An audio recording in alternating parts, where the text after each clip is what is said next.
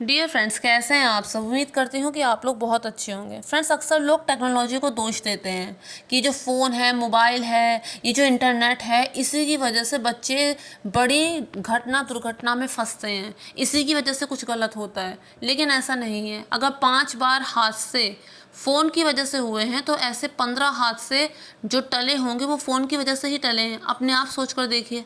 इसके अलावा कुछ लोग ऐसा भी ब्लेम करते हैं कि जो क्राइम शोज़ होते हैं, इनकी वजह से बच्चे बिगड़ते हैं, इनकी वजह से नए नए आइडियाज़ मिलते हैं क्राइम करने के। फ्रेंड्स, एक भी ऐसा क्राइम शो नहीं जिसके एंड में ये ना दिखाया गया हो कि जो जो दोषी है वो पकड़ा नहीं गया। ऐसा किसी भी क्राइम शो के एंड में नहीं दिखाया। सब में यही दिखाया कि दोषी जो है वो चाहे कितनी ही चालाकी क्यों ना कर ले, वो एंड में पकड़ा जाता है, उसे सज़ा होती है, उसकी ज़िंदगी तबाह हो जाती है, उसके घर वाले भी उसी की वजह से बर्बाद हो जाते हैं। ये सब चीज़ें दिखाई हैं। तो फिर किस आधार पर हम टेक्नोलॉजी को दोष देते हैं, किस आधार पर हम मोबाइल फ़ोन को दोष देते हैं और किस आधार पर हम क्राइम शोज़ को दोष देते हैं। ये क्राइम शो सिर्फ इसलिए होते हैं कि हमें जागरूक हो सके कि समाज में ऐसे लोग भी एग्जिस्ट करते हैं, उनसे हमें खुद को भी बचाना है और अपने अपनों को भी बचाना है, और उसके लिए हमें हर संभव प्रयास करना है।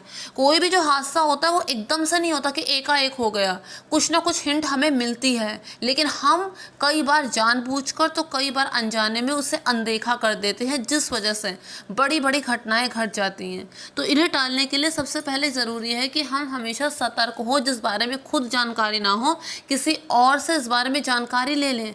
तो ऐसा ही कुछ होता है ख्याति श्रेष्ठा, जो पढ़ाई लिखाई में बहुत होशियार होती है, नेपाल के एक दूसरे छोटे शहर में रहती है, लेकिन वो इतनी टॉपर होती है, पढ़ाई में इतनी अच्छी होती है कि 10th के बाद उसके मम्मी पापा सोचते हैं कि हम इसे नेपाल के किसी और शहर में पढ़ाएंगे। लेके जाते हैं उसे काठमांडू, अपना सब कुछ विराटनगर में छोड़कर वो जाते हैं उसे काठमांडू लेके। वहाँ पर एक मकान मालिक होता है जिसका नाम वीरेन प्रधान होता है। लेकिन जब वो नेपाल शिफ्ट होता है, पहले वो भारत में दार्जिलिंग में होता है, लेकिन जब वो नेपाल शिफ्ट होता है तो वो अपना सरनेम चेंज कर लेता है ताकि नेपाल में लोग उससे ज़्यादा पूछताछ ना करें। तो वहाँ पर उसका एक खूब बड़ा मकान होता है। उसने अपनी कमाई से 2 मकान बनवा लिए होते हैं, और अपने इस खूब बड़े मकान में उसने कई किराएदार रखे होते हैं। फिर उनमें से एक ख्याति श्रेष्ठा भी होती है। अब इसके बाद क्या होता है कि ख्याति श्रेष्ठा अपने पेरेंट्स के साथ उसके मकान में एज अ किराएदार रहती है। उसके बाद ख्याति 11th क्लास में आती है, और ये जो बीरेन होता है वो वहाँ पे यूनिवर्सिटी में बायो पढ़ाता है, तो वो ख्याति श्रेष्ठा का भी ट्यूटर बन जाता है, उसे भी पढ़ाता है। लेकिन फिर एकाएक क्या होता है कि जो बीरेन होता है वो अपना मकान बेचने का निर्णय ले लेता है, और कोई उससे सवाल नहीं करता कि वो मकान आखिर क्यों बेच रहा है। जितने भी किराएदार होते हैं फिर वो वहाँ से उसका घर छोड़कर चले जाते हैं। अब उसके बाद वो लोग स्कूल के पास ही, जहाँ ख्याति पढ़ती थी वहाँ उसके पास ही एक दूसरा किराए का मकान ढूंढ लेते हैं, और वहाँ पर वो लोग रहते हैं। एक दिन की बात है, जो ख्याति है उसका फ़ोन पे एक एसएमएस आता है। उस एसएमएस में लिखा होता है कि आपने जो फेमस मैगज़ीन है वाओ मैगज़ीन, उसमें जो वॉइस ऑफ वुमन जो एक मैगज़ीन है, उसमें आपने खूब इनाम जीता है। एक इनाम की धनराशि उसमें लिखी होती है कि इतना इनाम आपने जीता है, और इसके अलावा आपको नेपाल के फेमस टूरिस्ट प्लेस पोखरा में आपको मुफ्त में छुट्टियाँ मनाने के लिए आपको क्वालिफाई किया गया है कि आप वहाँ पे मुफ्त की छुट्टियाँ मनाएंगी। अब उस समय 2009 की बात है, तब टेक्नोलॉजी इतनी ज़्यादा नहीं होती, लोग शुरू शुरू में ही जानते हैं उस विषय में, इतना ज़्यादा उन्हें पता नहीं होता है इस बारे में। आज के समय में तो इस तरह का कोई मैसेज आएगा तो हम उसे अवॉइड कर देंगे, क्योंकि बिना प्रयास के तो कभी कुछ नहीं मिलता, तो फिर कैसे हम इस पर यकीन करेंगे। लेकिन उस टाइम पर टेक्नोलॉजी इतनी ज़्यादा नहीं थी, लोग नया नया जानते थे टेक्नोलॉजी के बारे में, तो इस वजह से उसे सच लगता है। उसे लगता है कि वो 10th में जो उसने टॉप किया है उस वजह से ऐसा हुआ है। इससे पहले कि अपने पेरेंट्स को बताती है, उसके मोबाइल में एक फ़ोन बजता है। वो कहते हैं कि मैं वाओ मैगज़ीन के एडिटर बोल रही हूँ, और आपको ये धनराशि मिली है, लेकिन उसके लिए आपको बताए गए एड्रेस पे आना होगा, कुछ डॉक्यूमेंटेशन का काम है। जब वो डॉक्यूमेंटेशन का काम पूरा होगा तो ही आपको धनराशि दी जाएगी। अपने पेरेंट्स को वो बताती है, पेरेंट्स भी बहुत खुश होते हैं। लेकिन उसकी माँ कहती है कि घर का नौकर जो है उसे साथ लेके जाओ। उसे थोड़ा सा शक होता है इस बात पर, तो घर के नौकर को वो साथ लेकर जाती है।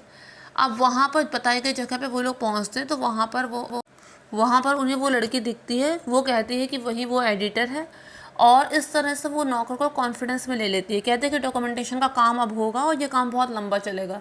तो जो घर का नौकर होता है, उसको वो जगह भी सेफ़ दिखाई दे रही होती है, और इसके अलावा वो उस लड़की की वजह से, जो कह रहे थे कि मैं एडिटर हूँ, उस वजह से वो कॉन्फिडेंस में आ जाता है। जब वो कॉन्फिडेंस में आ जाता है तो क्योंकि इसमें टाइम लगने वाला था, तो ख्याति जो होती है उस नौकर को घर भेज देती है। अब वो नौकर घर वापस आ जाता है। इधर वो उसे दूसरे एड्रेस पे लेकर जाती है।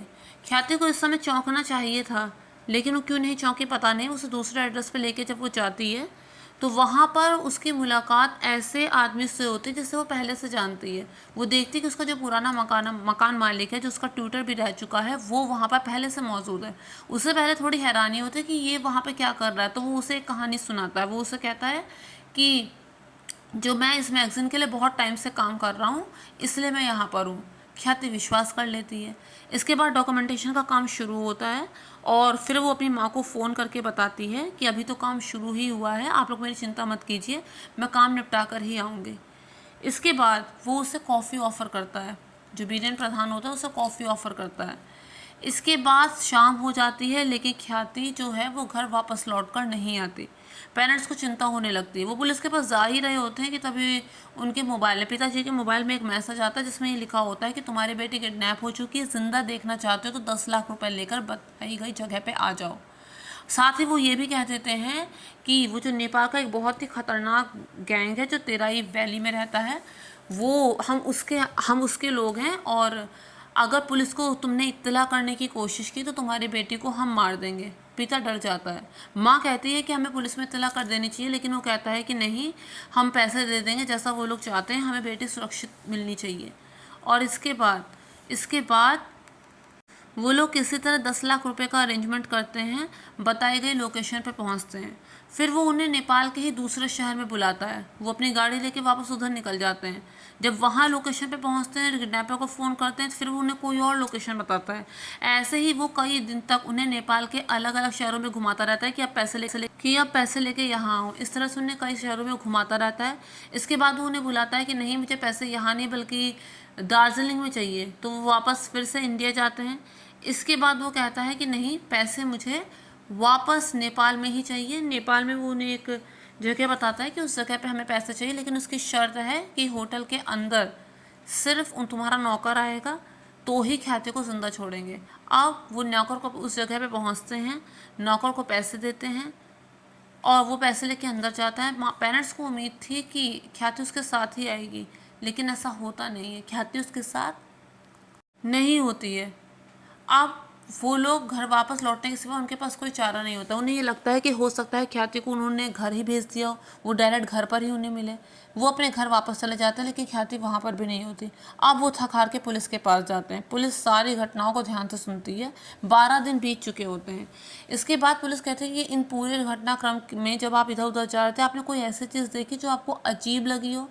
तो माँ थोड़ा सा दिमाग पर जोर डालते, उसने कहा हाँ, एक चीज़ मुझे बहुत अजीब लगी कि मैंने अपने पुराने मकान मालिक को उसी होटल के पास जहाँ हम पैसे देकर आए थे वहाँ देखा है, लेकिन उस समय मैं बेटी को लेकर इतना टेंशन में थी कि मैंने ध्यान नहीं दिया, नज़रअंदाज कर गई।